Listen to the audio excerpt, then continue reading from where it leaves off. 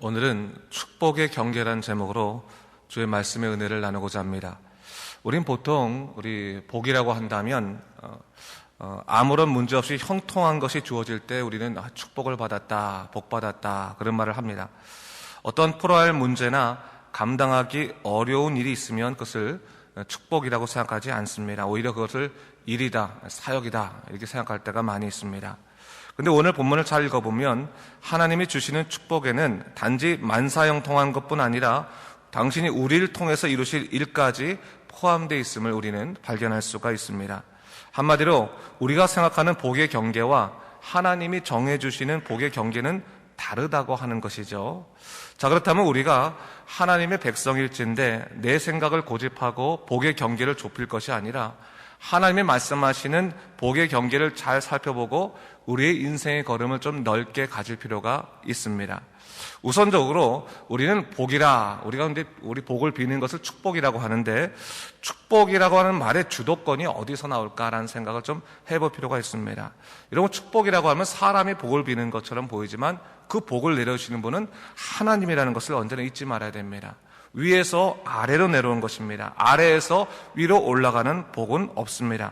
그러기에 위로부터 오는 축복은 우리의 지혜로 전적으로 그분의 생각을 다 이해할 수 없으면 우리가 우선적으로 좀 생각할 필요가 있습니다. 바로 하나님의 복은 우리가 다 이해할 수도 다 동의할 수도 없을지라도 그분은 가장 선한 것을 당신의 자녀에게 주신다라는 사실, 그 기본적인 전제를 우리가 절대로 잊지 말아야 한다는 것입니다. 그러기에 복을 받는 자들의 마음보다 중요한 것은 뭡니까? 그 복을 주는 자, 하나님의 그 의도와 그 목적이 무엇인지를 우리가 분명히 좀 생각해 볼 필요가 있다는 것입니다. 한마디로 진정한 하나님의 복은 나를 향한 그분의 생각과 계획이 포함된 은혜의 역사라는 사실을 절대로 우리가 잊지 말아야 된다는 것이죠. 그런 의미에서 오늘 본문을 본다면 축복의 경계가 달라질 수밖에 없는 것이죠. 또한 그 생각이 달라질 수밖에 없는 것입니다.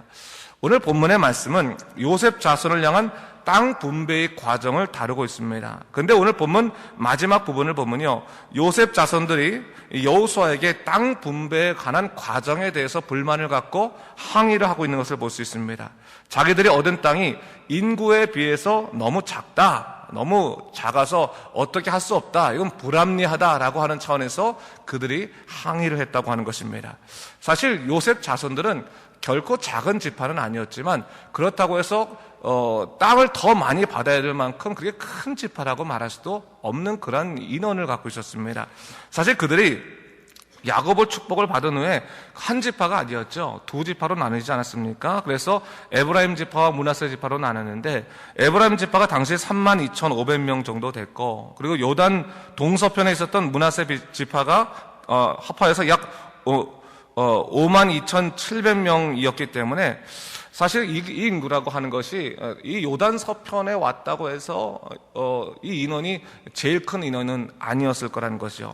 이 인구가 당시에 유다 지파가 7만 명, 단 지파가 6만 4,400명, 이사갈 지파가 6만 4,300명이었던 것을 살펴본다면 그렇게 큰 인원은 아니었을 거라는 것을 우리가 알 수 있습니다. 그럼에도 불구하고 요셉 자손들보다 다른 지파들이 더 불리한 산악 지방을 또 땅으로 분배받은 것을 볼 수 있습니다. 그런데 오늘 정작 요셉 자손들이 여호수아에게 항의하고 있는 이유가 뭘까요? 정말로 그들이 이 땅이 상대적으로가 아니라 절대적으로 적게 받아서 그렇게 항의하고 있었을까요? 그것이 아니라 그들은 지금까지 두 지파로 인정받아서 지내왔음에도 불구하고 정작 땅을 분배받을 때는 요셉 족속이라는 그런 한 지파처럼 여겨져서 분배를 받았기 때문에 그들이 자기 조상이었던 요셉의 공로를 생각할 때 자기들이 받아야 될 축복이 상대적으로 굉장히 적다라고 느껴졌기 때문에 그들이 항의를 하게 된 것입니다. 근데 이들의 항의에 대해서 여호수아가 어떻게 반응하고 있습니까? 너희가 큰 족속이 되어서 에브라임 산지가 좁게 되었구나. 그리하면 브리스 족속과 르바임 족속의 땅에 살림에 올라가서 스스로 개척을 해라 라는 얘기를 하고 있는 것을 볼 수 있습니다. 사실 이것은 요셉 자손들의 입장에서는 참 어이없고 화가 나는 그러한 이야기일 수도 있습니다. 지금 내가 받아야 될 권리를 주장하고 있는데 그 여호수아가 그 권리를 인정해주고 있지 않기 때문에 그런 것입니다. 자, 그런데 여러분 한번 생각해 보세요. 우리 과연 여호수아가 요셉 자손에 대해서 지금 불합리한 처사를 지금 하고 있는 것일까요? 그렇지 않다는 것입니다. 여러분, 우리가 이미 앞서서 유다 지파 갈렙이 85세의 나이에 여호수아에게 나와서 헤브론을 달라고 요청하는 장면을 우리가 이미 봤습니다. 그는 말하죠. 그곳에 성읍이 크고 견고하고 아낙 자손이 거하고 있지만 여호와께서 나와 함께 하신다면 여호와의 말씀대로 그들을 쫓아낼 수 있습니다 라고 말하는 거죠. 그때 이 여호수아가 그의 믿음을 축복하면서 헤브론을 기업으로 삼게 하는 것을 볼 수가 있었습니다. 마찬가지입니다. 하나님이 주시는 축복은 아무런 문제가 없는 내가 만족할 만한 외부적인 상황에 기인하는 것이 아니라 하나님의 동행하심의 약속에 기인한다는 사실을 우리가 절대로 잊지 말아야 된다는 거예요. 여호수아는 바로 그 믿음으로 요셉 지파에게, 요셉 족속에 말한 것입니다. 17절과 18절에 보면 이렇게 나와 있죠. 여러분 보세요. 17절 18절 중반부부터 이렇게 나와 있습니다. 너는 큰 민족이여 큰 권능이 있은즉 한 분깃만 가질 것이 아니라 그 산지도 네 것이 되리니 비록 살림이라도 네가 개척하라. 그 끝까지 네 것이 되리라. 가나안 족속이 비록 철병거를 가졌고 강할지라도 네가 능히 그를 쫓아내리라 하였더라 했어요. 하나님의 큰 축복에는 우리를 향한 당신의 기대, 뜻, 그리고 순간순간 도우시는 놀라운 기적과 같은 하나님의 역사들도 포함되어 있다는 것을 성경은 여호수아가 얘기하고 있는 것이죠. 그러니 축복은 믿는 자들에게 결과가 아니라 뭐예요? 하나님의 능력을 누리는 과정이라고 하는 것을 이 여호수아가 이야기하고 있는 것입니다. 그래서 바로 여호수아는 므낫세와 에브라임 지파에 그것을 가르쳐 주려고 했던 것입니다. 네가 지금 네가 받은 것 때문에 고통받으면서 내가 복받지 못했다, 고통스럽다 이렇게 말하지 말고 하나님을 믿고 하나님 가운데서 하나님의 이름으로 나아가서 싸워봐라, 개척해봐라. 그러면 하나님께서 너에게 주실 그 놀라우신 역사로 인해서 야, 진정한 복이 무엇인지를 네가 깨닫게 될 것이다 라는 것을 지금 이야기하고 있는 것입니다.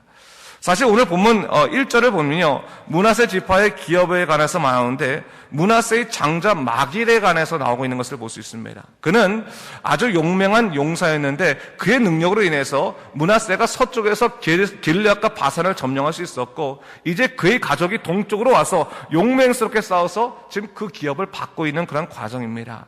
이미 므낫세에는 마길과 같이 용맹스러운 장수가 있었던 것입니다. 그런데 여러분, 한 가지 부족한 것이 뭐였다는 거예요? 그들이 지나치게 현실적이고 지나치게 상황적이었다는 사실입니다. 그것에 대해서 두 가지가 나오는데 어떻게 나옵니까? 그 하나가 땅 분배 과정에서 올 수 있는 불이익, 그것을 그들이 감당하려고 하지 않았다고 하는 것이죠. 그 하나가 뭡니까? 아까 말했던 것처럼 분배받은 땅에 만족하지 못하고 항의를 하고 있는 거죠. 왜 우리에게 이 정도의 땅밖에 주지 못했습니까? 라고 항의하는 것이고, 또 하나는 뭡니까? 오늘 중간에 나오지만 슬로보아드에게 아들이 없고 딸만 있었는데 그 딸만 있었기 때문에 땅을 받지 못할 위기 속에서 상속을 여호수아가 지도자에게 요구하는 상황이 등장하죠. 다 그것이 뭡니까? 그들의 계산 속에서 이거는 말도 안 된다라고 하는 그 차원에서 이거는 우리가 받아야 된다라는 차원에서 그들이 시작된 것입니다. 결국 뭡니까? 지나치게 현실적이고 상황적이었기 때문에 일어났던 그 소란이었다라는 것을 볼 수 있는 것입니다. 결국 여러분, 이것은 그들이 가지고 있는 축복관이 좁기 때문에 벌어진 일이다라고 하는 것이요. 축복이라고 하는, 복이라고 하는 것은 내 손안에 떨어져서 내가 만족할 만한 그것만이 복이다라고 생각했기 때문에 그들은 하나님이 주실 놀라운 역사 속에서의 복은 누리지 못하는 사람이 될 수 있었다라는 것을 이야기하고 있는 것이죠. 여러분, 우리가 이 요셉 족속을 한번 생각해 볼 필요가 있습니다. 이 에브라임 지파와 이 므낫세 지파가 지극히 현실적에 대해서 그들의 삶 속에 벌어지는 불합리한 일들을 지금 참지 못하고 있는데 사실 그들의 조상이었던 요셉은 어땠습니까? 요셉은 아무리 불합리한 일이 있다 할지라도 눈에 보이는 복이 그에게 없다 할지라도 하나님의 동행의 약속을 생각하면서 의지하면서 그가 어떤 어려움도 이겨냈을 때 그는 이스라엘 백성들을 살려내는 그런 그 초기 구원자의 역할을 감당하지 않습니까? 바로 그것을 우리가 이해해 볼 때 과연 우리에게 있는 복이 무엇인지를 한번 돌아볼 필요가 있다고 하는 것이죠. 오늘 여호수아가요, 요셉 족속에게 살림이라도 개척하라라고 말했지만 그들은 그 말을 축복의 말로 온전히 들을 수 없었기 때문에 위대한 모험에 참여할 수도 없었습니다. 오늘 본문 12절 말씀을 제가 한번 읽어볼게요. 보세요. 12절 말씀.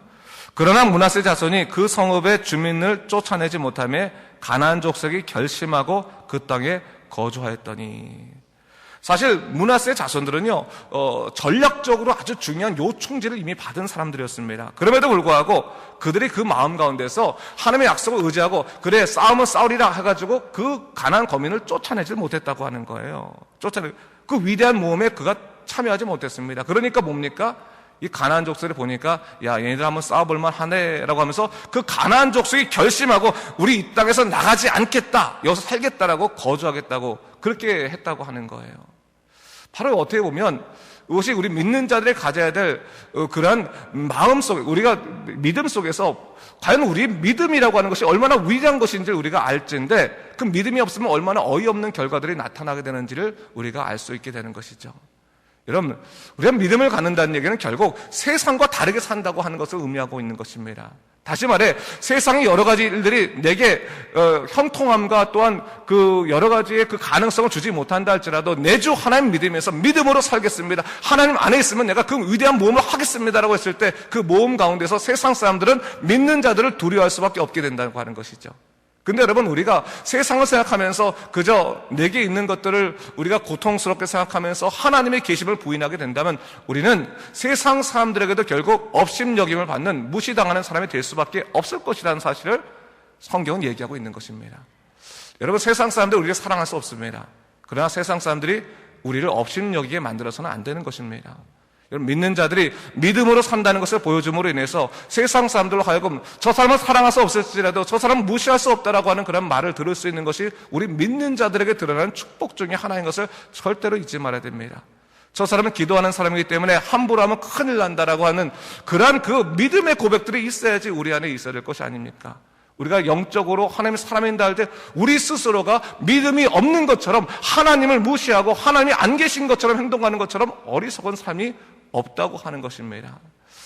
오늘 요셉 지파에게, 요셉 족속에 결국 드러난 문제가 뭡니까? 하나님의 약속이 그들에게 있었고 또 그들 안에서 풀어가야 될 마귀 같은 장소 같은 그런 그 가능성도 있었습니다.